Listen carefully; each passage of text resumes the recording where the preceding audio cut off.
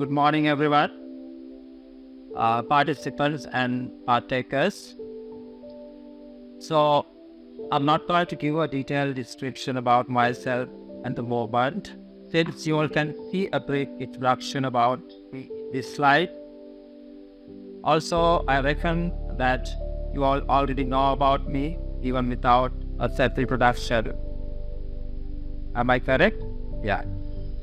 First, I think it's a glorious moment to extend my warm wishes and thank to you all on behalf of the National Institute of Business Management. Also, I want to convey my heartfelt gratitude to the management body of the King's Hospital for inviting me and presiding over this seminar on leadership and healthcare industry. At the same time, and secondly, I would like to thank Mr. Chirantha, the director of the ADBM, for sparing his precious time and for cordially inviting me to conduct this seminar. As being one of my teachers, he has the credit for raising me to this level of my life where I am today. So, thirdly, if I were to describe about this workshop, it's an opportune moment to refurbish and motivate you all upon the leadership with our esteemed delegates from the King's Hospital today. This workshop and seminar schedule will brush upon a spectrum of exciting and benefiting themes that will discuss various aspects and the importance of leadership, especially related to your healthcare field. So, ladies and gentlemen, it's my very great honor to welcome you this morning on behalf of organizers of this workshop, namely the ADBM and King's Hospital. Also, it's great to be here, and it's also delighted to see so many nice faces today, some of whom are from different departments of healthcare industry, doctors, nurses, and administrative colleagues, and delegates from different levels of the hierarchy. It will be a very fascinating and engaging 3 hours for me as well as to you all to conduct this session, because it will be not just a workshop, but there will be a huge impact on the leadership journey of your life. Remember that. So, I think you all in the audience, you have been exceptionally helpful to make this a successful event by participation. Because without your participation, we can't make this event a successful event. So my heartfelt thanks to you all as well. So I have been very impressed and touched by the composition of the audience, and especially about the diversity of the participants. There are different categories representing here in this audience, so I'm very happy about it. And I think you deserve a huge round of applause for your participation at the outset, to be honest. So without further ado, let's start our topic. The structure of this seminar will be basically like this. Since you all have already received the soft copy with detailed description of the course structure, I think it will be very easy for you all to follow each and every step of this structured seminar. Okay?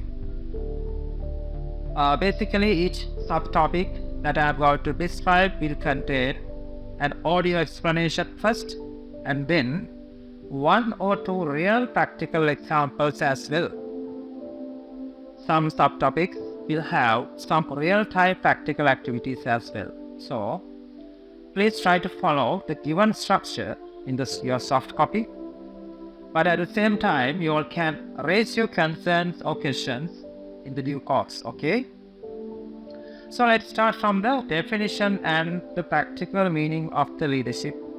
First, please pay attention to your first slide and please pay attention to the highlighted keywords in each and every slide, because these words and terms will give you the basic idea about the concepts behind the leadership. So let's start.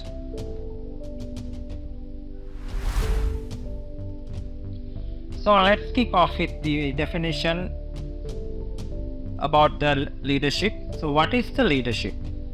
The leadership is the ability of an individual or a group of people to influence and guide followers or members of an organization, society, or team to get extraordinary achievement from ordinary people. So please pay your attention to the word ability. The leadership is an internal ability of a person or a group of people. And what will happen? These people can influence and guide others, the followers or members or subordinates of the particular organization or society to get extraordinary achievements. So remember, although the outcome is extraordinary, the people who engaged in this outcome are ordinary people. So that is the beauty of the leadership. So I'll tell you a very little example for you all to understand the basic concept of this leadership. Suppose there's a 5 people group. There's a leader in that group. So these people are working in a project to build up a water reservoir. They have a limited amount of human resources, physical resources and financial resources to build up a small water reservoir for a village or maybe for a community. So the leader of this group is not an ordinary leader. He is an outstanding, extraordinary leader. He has the ability or internal ability to gather more and more human resources, more and more physical resources, and even more and more financial resources. So what will be the outcome? He can achieve the extraordinary outcome to build up the largest water reservoir in the country. So you can see here the same number of people, 5 people, initial same number of resources, initially same amount of financial resources, but the leader of that group was able to collect more and more resources to build up the largest reservoir in the country. Was that efficient work? Yes. Was that a productive work? Yes. So that is the leadership. Anybody can build up that kind of empire using a very small amount of human resources and other resources. He is an outstanding leader. So remember, this word efficiency, efficacy or the productivity will be discussed in various topics in this session, throughout the session, because that is the fundamental theory of the leadership. So let's move on to the textbook definition of the leadership, but I'm not going to explain this definition word by word because you are not here to prepare for an exam. You just came here for a workshop to learn something about the practical implications of the leadership and its importance in the healthcare industry. So we just can have a look on this definition, but still you can see the word efficacious. In this definition, I highlighted the word efficacious That means the word efficiency, efficacious, still discussed in a very deep manner, even in the textbook definition. So that is the most important key word, which is a unique feature of leadership. Okay, now then, let's move on to the another dimension of the leadership, that is the power. Remember, majority of leadership is a kind of play, a kind of a game about the power. Am I correct? Yes, to be honest, every leader plays a game to sustain the power as well as to gain the power both. Practically, all are about use and the misuse of the power. That is a simple and a well-known secret about the leadership. But there's a one critical thing central to the leadership.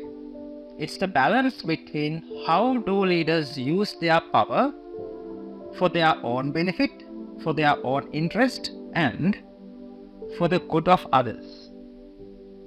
Remember? So, maintaining this balance is a huge challenge for leaders. So therefore, this power and leadership and its balance, its unique mechanism has been discussed in very deeply, even in the literature, in the history, in the human civilization. So any leader should have a unique mechanism to maintain this power between the self-interest and for the good of others. Remember that, because this enables people to think about the fact that all power involves a kind of negative feedback, because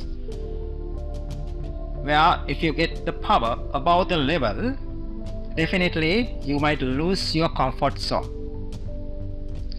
Particularly for healthcare, you might able to improve the systems, procedures and the protocols, even the guidelines, processes, and as a healthcare leader you might able to give a very good service to the industry. But if you get the power above the upper limit, you might lose the whole core purpose, the whole fundamental requirement of the healthcare, especially if you lose that comfort zone and the upper limit of the power. So remember, having extraordinary power for a leader in the healthcare industry is one way it is dangerous, because you are dealing with people's lives. You are not manufacturing machines, or you are not giving any other service. So you have to be mindful about the limit of your power. For that, each and every healthcare leader should know at least something about the medicine and should have some knowledge about the healthcare industry, medical science, or at least they must have the experts around them to get advices. So I'm not going to give practical examples for this. If I elaborate a little bit more about this dimension of the leadership in relevance to the healthcare industry in Sri Lanka, if you go back to our healthcare industry and health ministry, free health services in our country, I can give thousands of examples how these leaders, political leaders, misused their power to ruin and disrupt our free healthcare service. But anyway, that is beyond the scope of this topic, so I'm not going to discuss about that. since you all are qualified and experienced professionals, you all know about that. So, having said that, I would like to talk a little bit more about the leadership and its psychosocial aspect, which is one of the most important aspects, a revealed, a hidden concept of this leadership, which is much more important in the healthcare industry. Remember, I'm still building up the foundation and the background of this session, of this workshop, for you to emphasize the importance of knowing about the leadership, the importance of having some skills, qualities in your personality as a leader. So I haven't come to the main topic yet, still I'm explaining the background.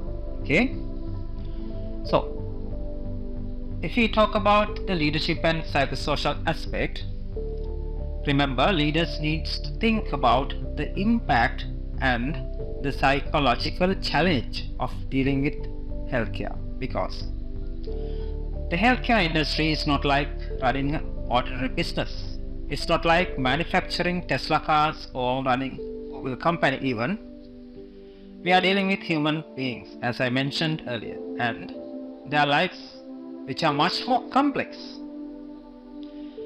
because healthcare leaders and healthcare leadership is more or less same about the difficulties and the challenges that we face as clinicians during our day-to-day patient management. Simply like how do we manage that stress, our knowledge, skills, experience in ourselves, in professional framework, as well as in our personal life, and how do we manage that service with the patients itself? How do we manage the patient's problems, their health issues, personal issues, social support issues, and all that. So a healthcare leader also has to address all these issues. That's why I told that healthcare leadership is also a kind of normal discipline like treating patients. So I would like to give a very little example for you to understand the importance of this concept. Say you are the supply manager of the hospital, are the casualty surgeon doing emergency casualty surgeries in the casualty operation theatre.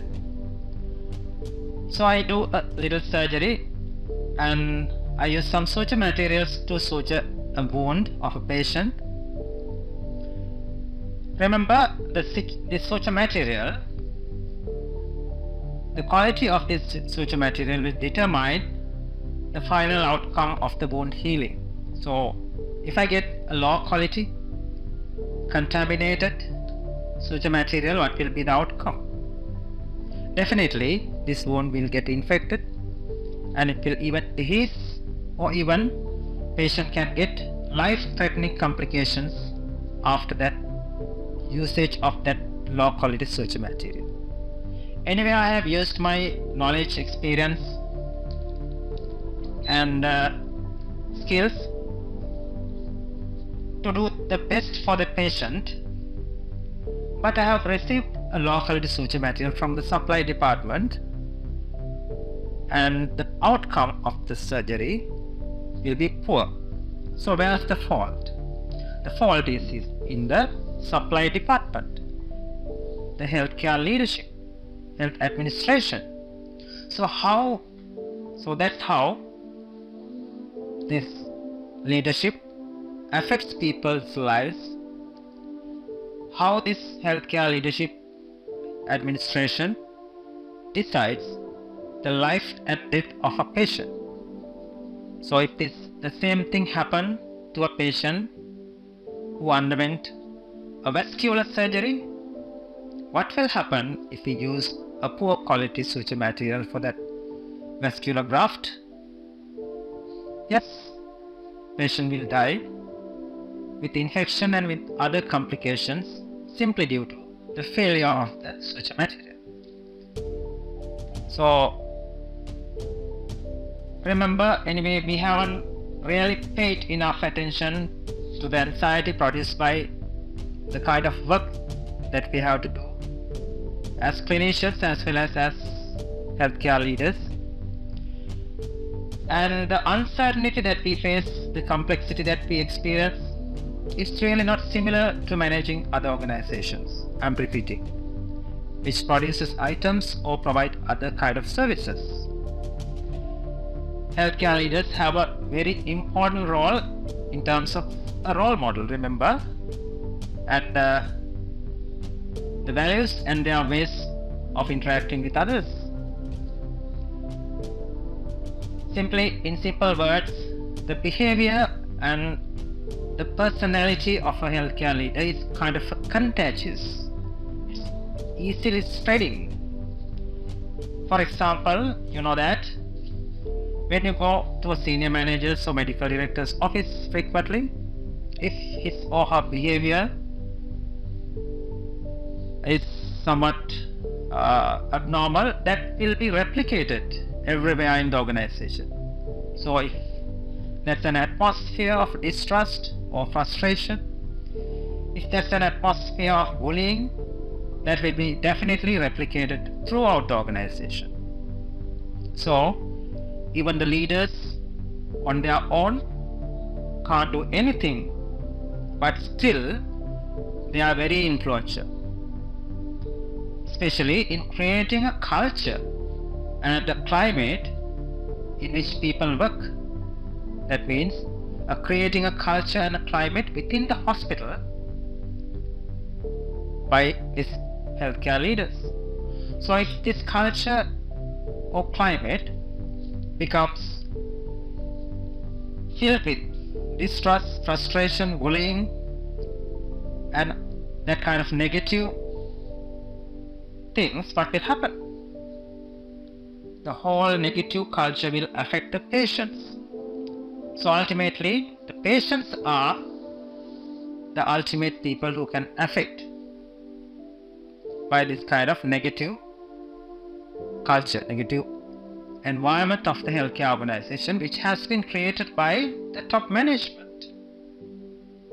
So that's why the healthcare leaders are very, very important as a role model for the whole organization. So I would give up with another small example. You all have realized that different sections, different departments of a hospital has different kind of reputations and the level of care depending on the quality of their leaders. Say for example, one ward which has been supervised by one consultant or one director or one manager can provide super quality service for patients, and they might have a very good reputation among the hospital, whilst another ward might have a totally different reputation with a totally unacceptable poor patient service quality, simply due to the lack of leadership qualities in the supervising person. So you all have this kind of experience in your setup as well as in other healthcare organizations. So one other important but unrevealed aspect of healthcare leadership is the social and psychological aspects of organizations, because as we all know, the healthcare organizations are kind of social systems. Why do I consider them as healthcare or social systems? Yes, because the story never ends after discharging the patient. Story never ends after treating the patient. This patient will definitely go to the society. The society means a part of the hospital. So whatever that we do here, whatever the things we implement for patients will definitely go down to the society, and it will definitely give a huge impact on the society, especially if we treat patients' mental health, if we are dealing with people's mental health, and especially if you are dealing with preventive medicine, and especially if you are dealing with people with lot of socio-economic problems. So if you are not providing the better quality, the scientific and rational service for that community, that itself can convert that society to a poor quality society. So all are interlinked. It's a network. The people will definitely deal again and again with the hospital services. It's kind of a religious center. The hospital is kind of a religious center because it can influence the people's future people's thinking pattern, everything. So the other important thing is people must feel free and feel psychologically safe to raise their concerns to care providers. That means for the hospital service providers, hospital staff. It should be supportive. It should have supportive network. So, and it has to be there in daily basis. So that psychosocial environment should be created in health organizations by the healthcare leaders, as I mentioned earlier, in each department level even. So if you don't have that kind of psychologically safe, free environment, what will happen to the society? They will never come to the hospital to raise their concerns and health problems to healthcare providers or healthcare workers, and they will remain in the community, and even they go after other care providers like illegal, illicit, whatever, not scientific, traditional methods. So what could be the outcome? If a community does not follow the scientific national health guidelines, if that community only follows the traditional non-scientific illegal health guidelines like what we experienced during our COVID pandemic in Sri Lanka, there were a lot of that kind of non-scientific cultural and traditional pandemic in Sri Lanka. There were a lot of that kind of non-scientific cultural and traditional concepts which ruined our people's lives. So the final outcome would be a negative feedback, negative impact to the whole society. So that's how a healthcare organization becomes a kind of social system. So without understanding this basic human psychology, actually it is very, very difficult to do this task, to work as a healthcare leader. Then that allows people to interact together, not just to deliver good care, but also to systematically do it under their professional framework. You know, we all have a kind of professional framework which has been developed since our medical education, in our medical faculty, maybe in nursing school, maybe in your whatever the healthcare education providing institute, we have a professional framework. But that framework is only to provide a rational and scientific service for patients. It does not contain the additional framework which contains humanity, leadership qualities, and other things. So, just providing services with our professional framework is not enough. We have to expand our professional framework by millimeter, expanding our qualities, leadership qualities, humanities, and everything. So, expanding the framework by 1 millimeter means you will expand your surface area by large number of square millimeters. So that's how you expand your professional framework, by adding some input, a tinge of qualities of leadership to your professional framework. Unfortunately, these kind of things are not in our clinical training and in our curriculum of medical education in a methodical manner. So it is focused mainly on the human organism, health and disease, and ways that we could intervene to change a patient's future. But I think this has to be changed, dramatically changed.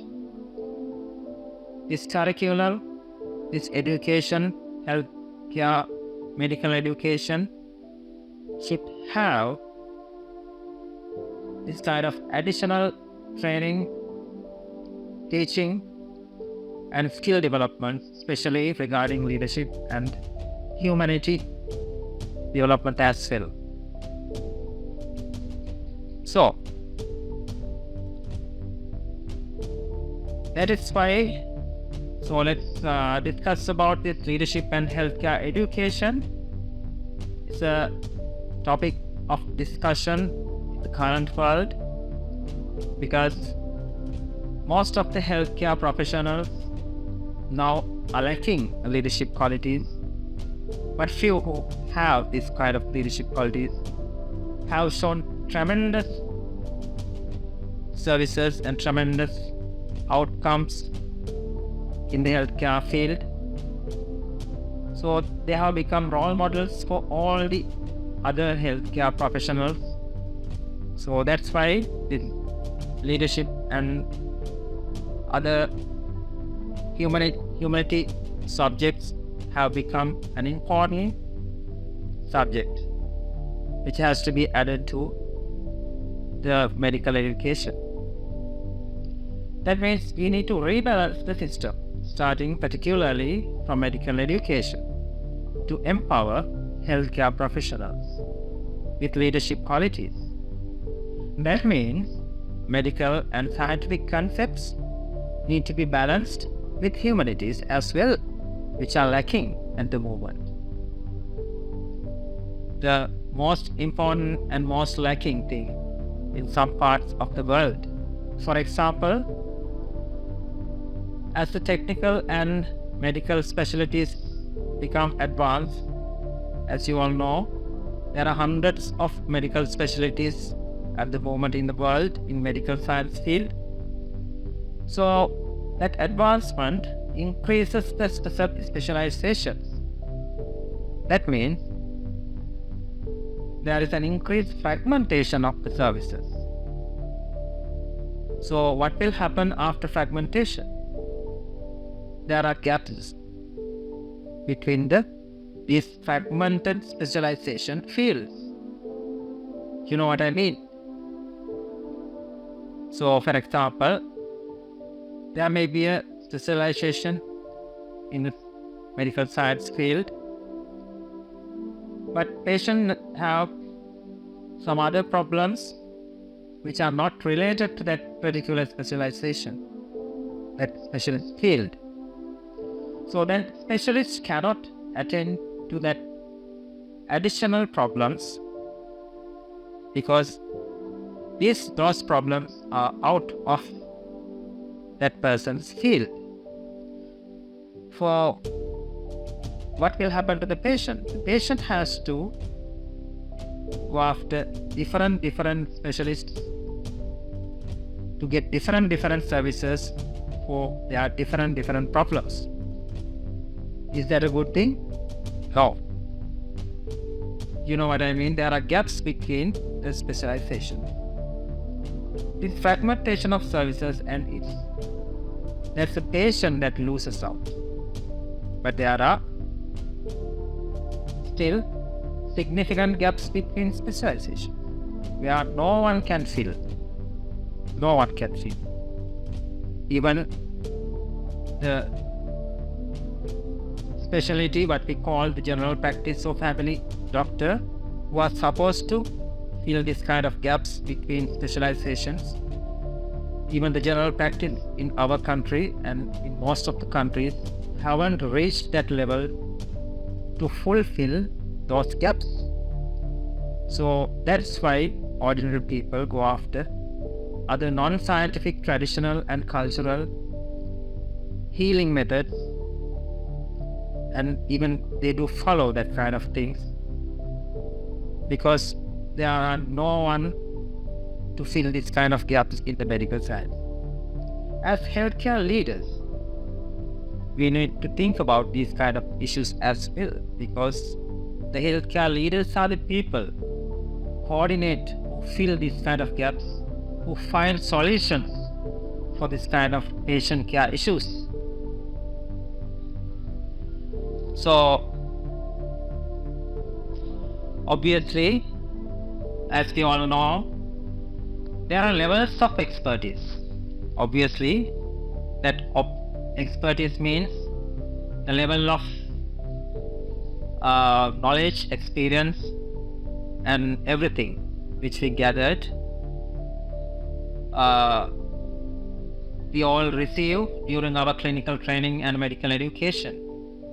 There are masters, specialists, experts in certain fields of medicine, maybe physicians or nurses, paramedics or pharmacists or even healthcare workers, right?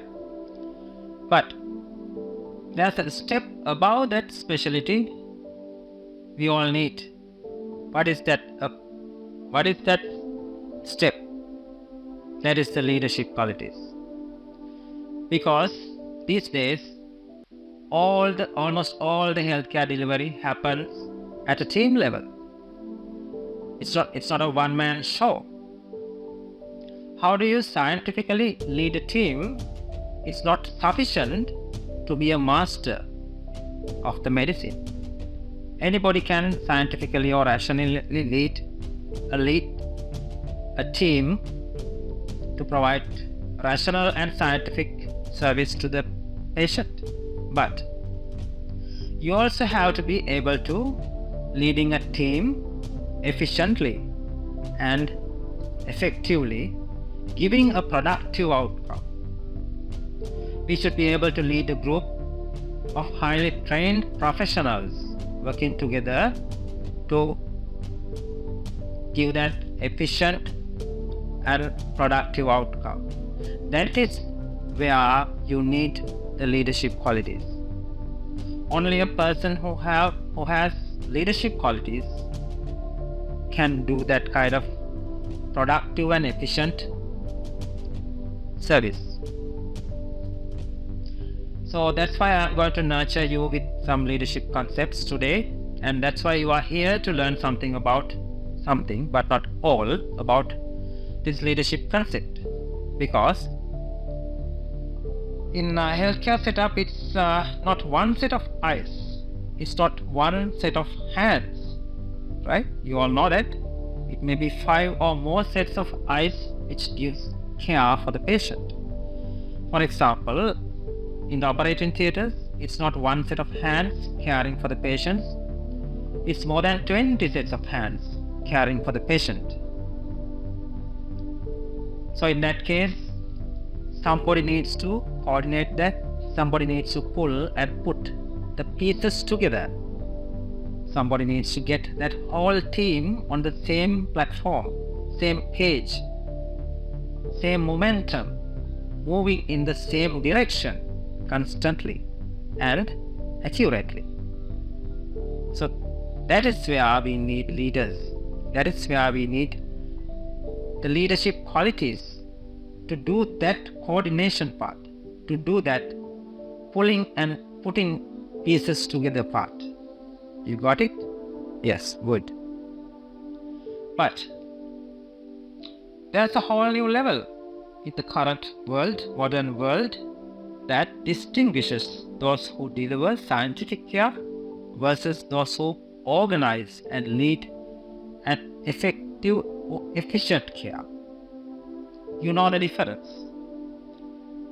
So, scientific care versus efficient care.